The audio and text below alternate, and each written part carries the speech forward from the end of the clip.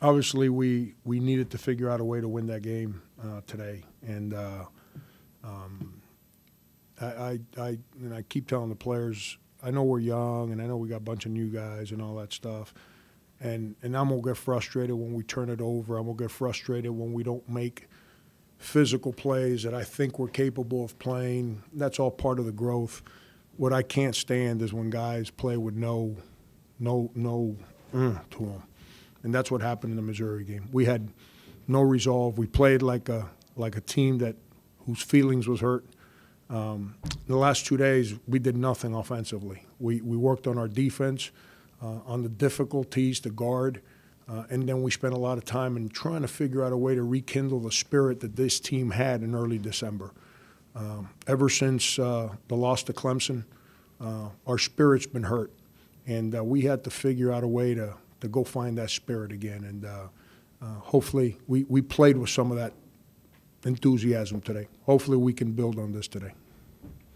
Franco, Wes mentioned that, coming in as a new guy, he was trying to figure out how to run the offense and maybe not score as much, and that maybe not reversed, but it equaled it today. Did you tell him anything at halftime or before the game, especially with Hassani out? I've yelled at him a lot to be more aggressive. I'm just telling you the truth. So has every assistant on my staff. Wes is not a problem. Wes is really trying. The biggest adjustment the guys that are used to playing off the ball make when you ask them to play in structure with the ball in their hands is that they want to run the offense you're running and they play with no aggressiveness. That's what happens.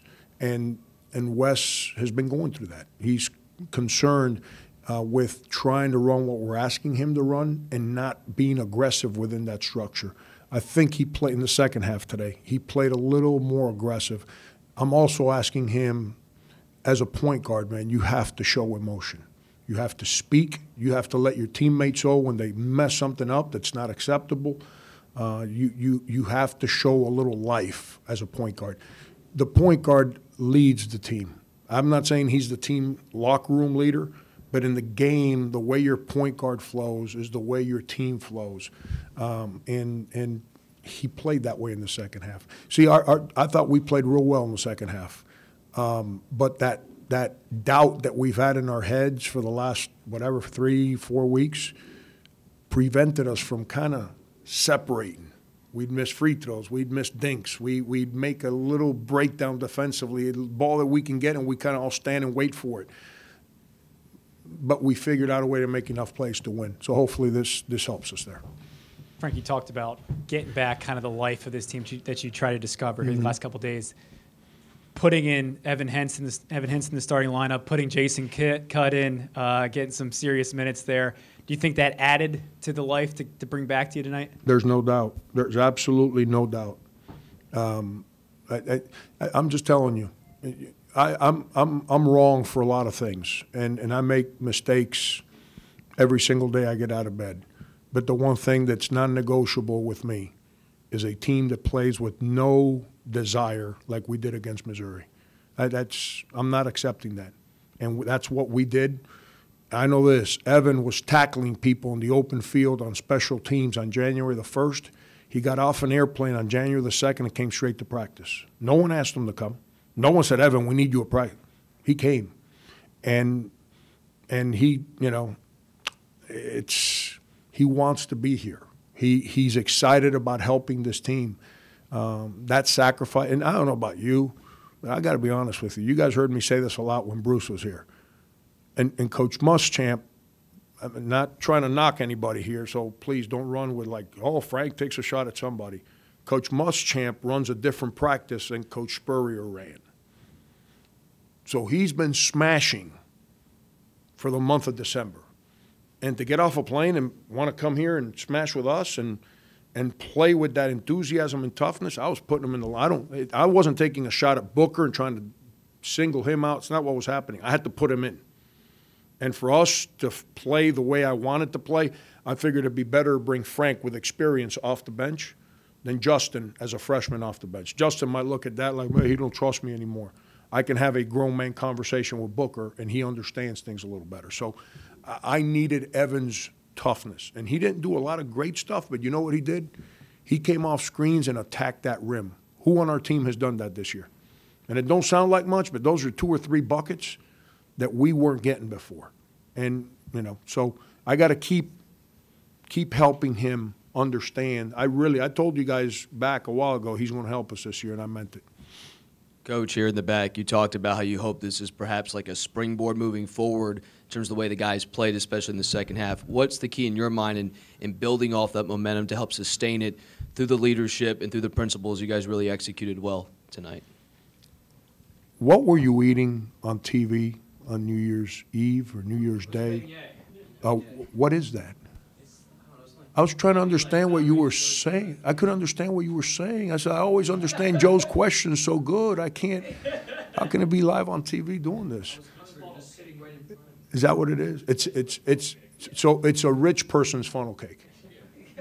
So like guys like me, I go eat funnel cake at the fair. He eats beignets on TV. Funnel cake on vacation too. Joe, we're young, man. And I've sat here and I've told you guys that we don't have negative leadership. When you got negative stuff going on in the locker room, that's a problem. We don't have that. But we don't have that personality that's going to. I told the guys yesterday, was it yesterday? No, the day before, after Missouri game. I told the guys, I said, you know, man, some of the best practices that I've ever been around, I've never said a word. Because we're coming off a loss, and guys understand that not acceptable. And for the last 2 years, I've been spoiled that way. We lost a game. Good luck practicing against Carrera. Good luck practicing against Mendogas or Sindarius or Dwayne. I didn't have to say anything. You know, I could coach, but I didn't have to discipline guys for negative body language or not rotating. I didn't have to say a word. We haven't figured that one out yet. And we just kind of got deflated. I don't know what to tell you.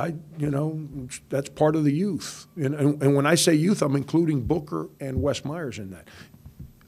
I got to be careful how I say this, Joe, because I respect the people that coach in this business too much. I understand how difficult it is to win in this business. Unfortunately for those 2 guys, they just came to us partly because of their faults. I don't know the whole details, but from places where they were not around winning. So we lose at Ole Miss in a hard game, and we put our heads down. And instead of those guys as older players saying that's not what winning teams do, we come in here and we work at this, everyone hung their head. So we got embarrassed against Missouri. And we had to spend a lot of time trying to get guys that have been through it to separate from, I don't want to say losing mentality, that's not fair, but from previous behaviors. And young guys that are trying to figure out, like, man, why is this so hard? That's why I'm so proud of Jason Cudd right now. You know, I haven't played him. He wasn't ready to play early in the year. He's been practicing a lot better. And I threw him out there against Missouri because I was frustrated with everyone else. And you know what? I went home, I said, wow, he fought. So going into the game today, he was my first big off the bench in my mind. And for the first time, I throw that kid in the heat of it now. I didn't put him in there like in a 15-point game. He got it done, you know, offensively and defensively. And, you know, that shows me the kind of courage and resolve that he has, which is why I think he's going to be such a good player for us. But I told my staff, I'm sorry I'm speaking for so long, I'm trying to give you like real stuff that we deal with. After the Missouri game, I told our staff, we're too young, and we got guys, the guys that have been here, they're not comfortable in how to lead. We don't have our whole team right now. We can't come in here and run them into the ground because we lost. These guys are searching for someone to help them right now. What I've learned in my life, when people teach me, when I got doubt, that means that person believes in me and is trying to help me. So I tend to grab that person rather than somebody that comes in and kicks me because we lost the game. That's what we tried to do for the last 2 days. We tried to teach so we can get those kids to understand, like, we're in this together, we're trying to help you, but your spirit has to get better. And that's what we tried to do. You just touched on what I was about to ask. What have the last couple of days of practice been like trying to rebuild that spirit from the Clemson game? A lot of defensive stuff, because defense is always at a disadvantage. So when you're at a disadvantage, you're trying to unite so you can overcome. You learn to not give in. It's hard to guard people. So we put them in a lot of defensive drills, number one, because that needs to be the personality of our program. That's who we are. Number two, to put those guys in difficult situations so they learn how to trust in one another. And then a lot of talking, a lot of conversations, a lot of stories, a lot of direction to kind of clear their minds. And like I told them, I pulled the team stat sheet out. And without reading names, I started reading different stats. And I said, have I ever said anything to you guys about that? No. All I talk to you guys is about help the guy next to you. Come in every day with positive body language. Come in every day and give effort. Come in every day and talk. That's what I'm on you guys about. Stop worrying about the stats. You see, everyone at home is texting them and getting on their ears like, man, Frank don't let you play your game. You're a better player than that, blah, blah, blah, blah, blah, blah, blah. You understand what I'm saying? So now, and then they know if they're 1 for 8. They know that. No one needs to tell them that. So now you lose, there's confusion. Their brains are polluted. And when you don't have guys in the locker room that grab them young bucks and say, come here, man. So that's why there's a lot of conversation to kind of take the cloud out of their head, allow them to understand that we're in those people, whoever they are, they have no idea what you're going through right now. We do, and we're the ones trying to help you. And no one's ever spoken to you about your stats. We're speaking to you about the things that we need to do so we can help each other. That's all we did for the last couple of days. Chris said that he tried to become a little bit more vocal no last doubt. 2 days. And, what did you see from him in terms of that, and what did his production on the court mean today? He's of all those guys in the locker room, he's the one guy that's tied at the hip with me. And Chris does everything that you ask of him. If you scream at him, he doesn't roll his eyes. If you compliment him, he doesn't overreact like, okay, he loves me, I don't have to do this anymore. He's grown as a player. He's still 5 years into his career as a player. He's still trying to get better at a lot of things. But who he is as a teammate, I did a little exercise with our team where have